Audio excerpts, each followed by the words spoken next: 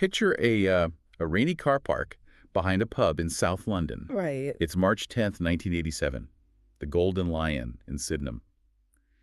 And there's a man lying dead on the wet asphalt. Yeah, and it's an incredibly brutal scene. Exactly. He's been struck from behind with this violently heavy weapon, an axe. And the killer literally left it embedded in his face. It's terrifying. It really is. I mean, it feels like the climax of a dark true crime thriller, you know. Yeah. But what happens, or I guess what completely fails to happen next in that car park, is actually the very first domino to fall in one of the most insidious national scandals in British history. It really is the inciting incident, because this crisis would eventually bring down a 168-year-old newspaper empire. Yeah. And shake Scotland Yard to its absolute core. I mean, the ripple effects of this single night are still being felt decades later. Which is exactly our mission for this deep dive. We're going to explore how one unsolved murder birthed this massive, highly lucrative economy of media espionage and police corruption. So let's look closer at that victim in the car park. His name is Daniel Morgan. He's 37 years old, a father of two, and he works as a private investigator. Right, a PI. Yeah. And when detectives arrive at the Golden Lion, the crime scene itself instantly tells a story of intense premeditation. Oh, absolutely. The physical evidence immediately rules out a random act of violence. Yeah, the details are chilling. They are, because the handle of the axe used in the murder, it had been carefully wrapped in sticking plaster. Wow. Yeah, that's a tactical modification to ensure the killer's hand wouldn't slip due to blood or rain. I mean, it was a professional execution. And the motive clearly wasn't a standard mugging. Oh, yeah. Right. Right. I mean, yes, his Rolex watch was stolen. Right.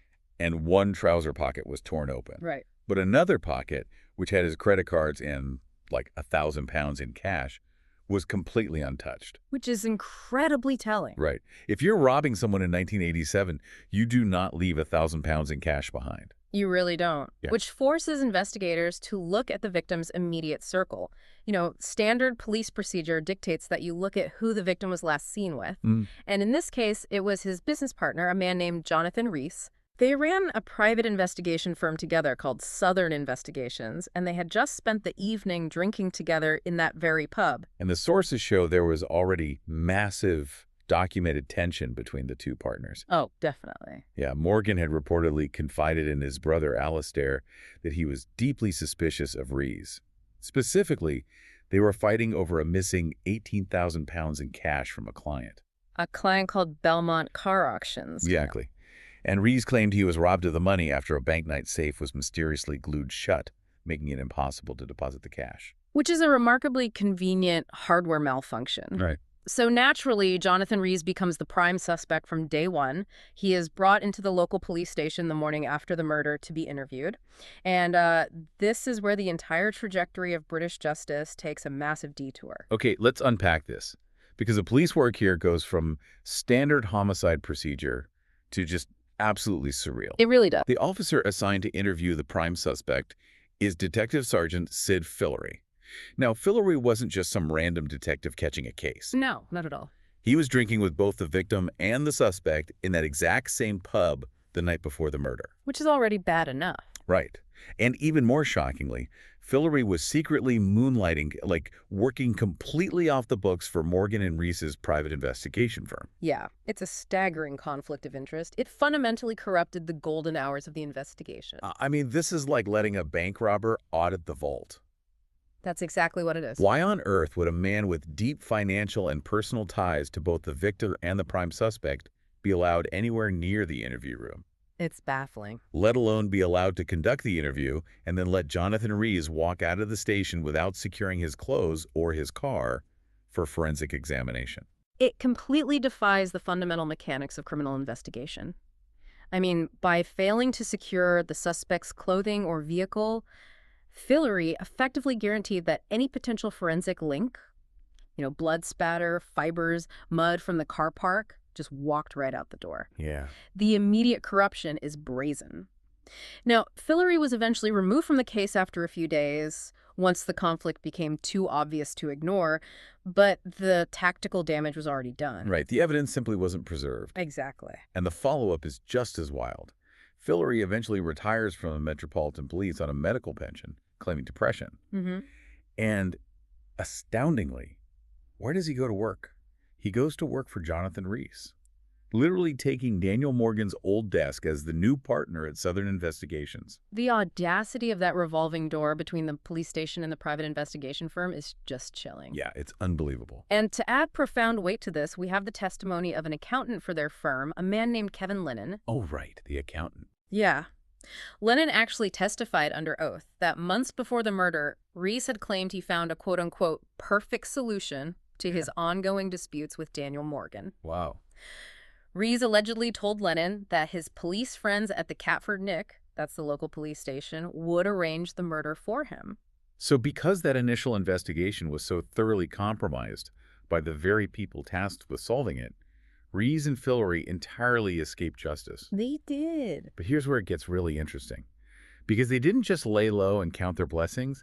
Instead, Southern Investigations morphed into something exponentially bigger. Oh, absolutely. The independent panel that eventually reviewed this case decades later officially called their office a hub of corruption. Because the botched investigation didn't just fail a grieving family, it directly enabled the rise of a highly lucrative criminal enterprise. Right. Because the perpetrators realized they could literally get away with murder, the firm developed this aura of complete untouchability. Yeah, like no one could touch them. Exactly. They realized that if the police wouldn't arrest them for an axe in the face, they certainly wouldn't arrest them for white-collar information theft. I mean, they essentially built a dark web data cartel using analog bribes. That's a great way to put it. The scale of this is just hard to wrap your head around. According to the sources, Southern Investigations was invoicing the News of the World tabloid up to 500 times a month. 500 times? Yeah. They were making 150,000 pounds a year just from that one newspaper. And they weren't just taking, like, grainy photos through restaurant windows. No, this was much more advanced. They were using specialized blaggers and corrupt cops, like a detective constable named Tom Kingston, to steal highly confidential data. And to understand the mechanics of this, we really have to look at how blagging actually works. Yeah, explain that, because it's wild. Well, you don't need to be a brilliant computer hacker to steal data in the 1990s. You just need extreme confidence and insider knowledge. So a blagger would call up a clerk at the DVLA, that's the agency that registers all vehicles in the UK. They would pretend to be a police officer, use a bit of stolen police jargon, confidently drop the name of a real commanding officer, and just demand the home address attached to a specific license plate. Yeah. It was industrial-scale social engineering. And they were pulling data from everywhere. The police national computer, private bank accounts, medical records. Nothing was safe. They were selling information on a massive spectrum of people, from notorious criminals like Kenneth Noy to politicians like Tony Blair, all the way up to members of the royal family like Prince Edward and the Countess of Wessex. Yeah, the reach was incredible. We often think of 90s tabloid gossip as kind of trashy, but essentially harmless entertainment. Yeah. But looking at the actual operations, wasn't this industrial-scale corporate espionage? It really was. It was basically an intelligence agency run for the benefit of newspaper circulation.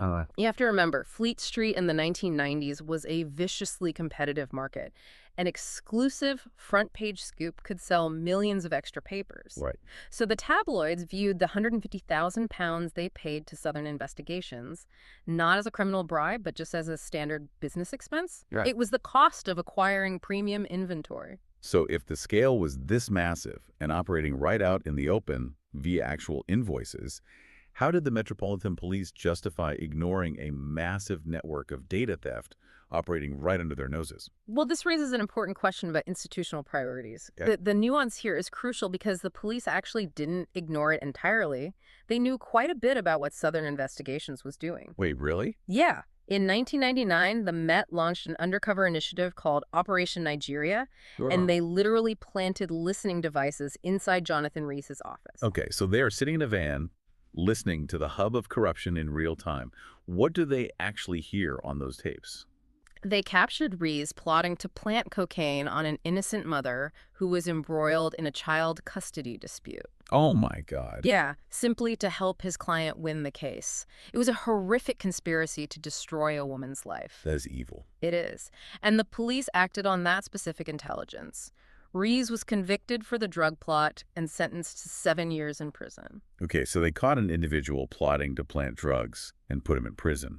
But that feels like cutting off a single diseased branch while completely ignoring the rotting root system. Exactly. The Met had the ledgers, they had the bug conversations proving journalists were paying these bribes to corrupt police officers. Why didn't they roll up the entire network? Because taking down a corrupt private investigator is standard police work.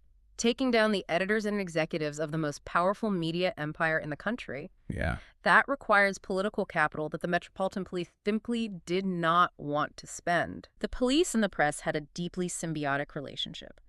Officers regularly leaked stories to reporters for cash, and top brass relied on the tabloids for favorable public relations. Right. By refusing to pursue the media executives who were funding the corruption, the Met codified a culture of absolute impunity. A culture of impunity that leads directly, logically, and tragically to the next chapter. Yes.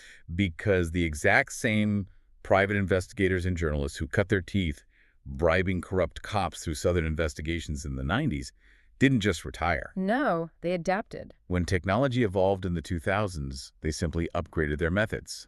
They moved from paying off cops to intercepting mobile phone voicemails. The technological tools changed, but the underlying arrogance remained exactly the same. They moved from analog blagging to digital hacking. When mobile phones became ubiquitous, early voicemail systems often had default PIN numbers like 0000 or 1234. Because no one bothered to change them back then. Exactly. Users never changed them. So journalists and investigators realized they could spoof caller ID, dial directly into a target's voicemail inbox, punch in the default PIN, and listen to their private messages.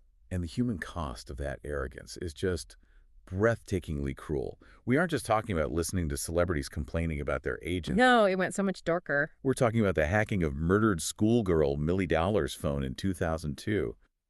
Journalists actually deleted her voicemails when the inbox got full just to make room for new messages to intercept. It's horrific. Because the messages were being deleted, it gave her grieving family false hope that she was still alive and actively checking her phone. Yeah. And they hacked the phones of victims of the 77 London bombings and the grieving families of dead British soldiers. The ethical boundaries were completely erased because the legal boundaries had never been enforced. Yeah. And we can clearly see the chilling crossover between the original Daniel Morgan murder and this new era of phone hacking when we examine an event from 2006. Yes.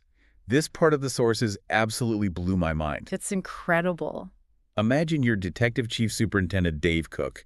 You are a highly experienced officer, and you've just been asked to lead a fresh fifth investigation into the Daniel Morgan murder. Right. You start making real, tangible progress, rattling the cages of the old Southern investigations crew. So what does the News of the World do in response?